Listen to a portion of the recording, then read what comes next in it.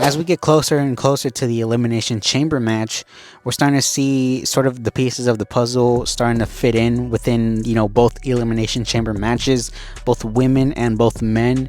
Tonight we had both qualifier matches. Tonight we had Bayley against Lyra Valkyria, and tonight we also had Logan Paul against Rey Mysterio. As you can tell, tonight it was a very predictable route as far as the qualifying matches. We had a pretty good match here with Logan Paul against Rey Mysterio towards the end of the main event, which obviously ended up with Logan Paul coming out as the winner. Afterwards, this was really weird to me, but the New Day came out and literally for like 2 seconds attacked Rey Mysterio, but I guess, it was just there for 2 seconds and then the show abruptly ended, which I thought was very bizarre. Very bizarre to have the New Day just kind of do this all of a sudden out of the blue. And as I said before, we had the women's qualifier match and we saw Bayley win that match. So now she joins Liv Morgan, Bianca Belair, and Alexa Bliss for the women's side of the Elimination Chamber match. We had Jey Uso come out here. He kicked off the show. Everybody was yeeting. Everybody was doing Jey's entrance. And sort of recently what has been going on with Jey's entrance is the fact that Jey's entrance has to get almost redone because the people demand an encore from Jey Uso. So this ends up happening. Jey Uso is yeeting on top of the announce table, and you get sort of this shot of Jey Uso almost from the fans' perspective of Jey Uso sort of, yeeting along to his entrance music and whatnot, when all of a sudden you hear Michael Cole like warn Jey Uso, and then Jey Uso falls over, trips over, but it's revealed that it's Gunther. And he has this hoodie and he legitimately throws it towards Pat McAfee. And I don't even know why Pat McAfee ended up ducking this, and it literally almost took out like the kids in the front row. Gunther came out here and started taking out Jey Uso. He goes up to the entrance ramp and you can hear him sort of mouth off like, "Don't do it, don't select me, don't pick me," because if you remember, Jey Uso wanted to pick Cody Rhodes, but also has some unfinished business with Gunther. And unlike last year when, Seth Rollins was begging Cody Rhodes to pick him and so on and so forth, Gunther is legitimately the opposite. He could not care less if Uso picked him or not. But Jey Uso picks up the mic and you can see him sort of leaning up against the ropes, and he says like, I shouldn't do this, I shouldn't be doing this. He says, "You and me at WrestleMania." So it becomes official. Jey Uso will take on Gunther possibly at night 1 of WrestleMania 41. So obviously there was no way in hell that Jey Uso was going to end up picking Cody Rhodes, because obviously the story is not really with Cody Rhodes, the story is with Gunther, and they're really setting this up for Jey Uso to come out as the triumphant babyface. Despite the many years that he's been around, he's never been a world champion, so it's no surprise that they ended up going down this route.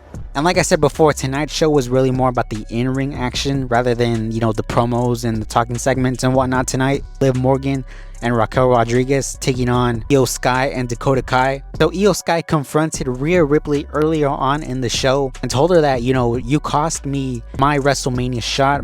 She said that, "I'm coming for you. I'm coming for you down the line. I'm coming for you."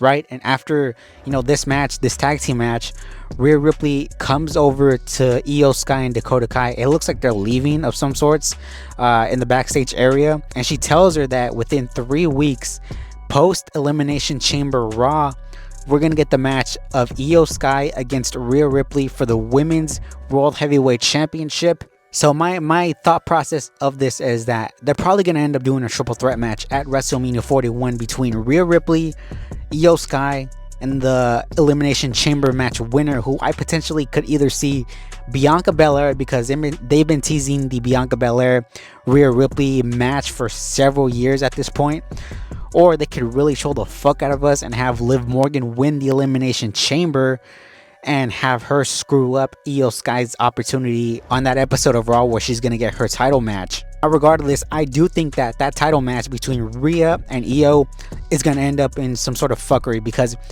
if you don't have plans for Io to be somewhat involved in this triple threat match or somewhat involved in the World Heavyweight Championship match, then like, what are you doing blowing off Rhea Ripley and Io Sky so close to WrestleMania? And if you're just going to have Io lose, that's not going to make her look good at all. So like I said before, I think there's going to be some sort of fuckery between Rhea Ripley and Io Sky. Possibly not between them, but you know, someone gets involved, possibly a Liv Morgan. We also had AJ Styles. He made his return tonight.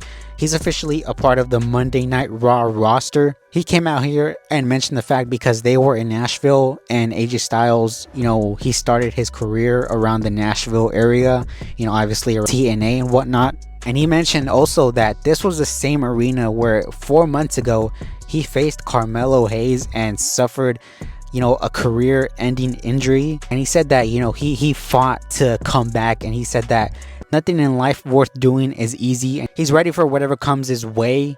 And this promo, compare this promo to last week's promo that Charlotte Flair tried to deliver.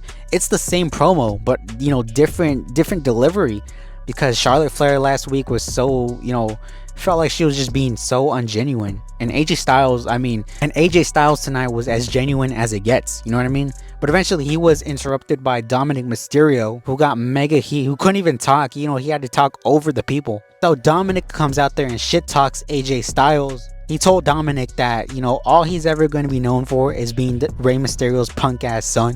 This led to Carlito getting in the ring. He gets taken out by a Pele kick, and AJ Styles and Dominic Mysterio make this match official for next week. Before I wrap this video up, I want to talk about CM Punk and Logan Paul. There's sort of little mini interaction between both of them. So CM Punk came out here, and to be honest, he really just cut a simple CM Punk promo. Not much really here, other than the fact that he called out John Cena for essentially just, you know, politicking his way into the Elimination Chamber match. He said that he's going to take care of Drew McIntyre and potentially Seth Rollins.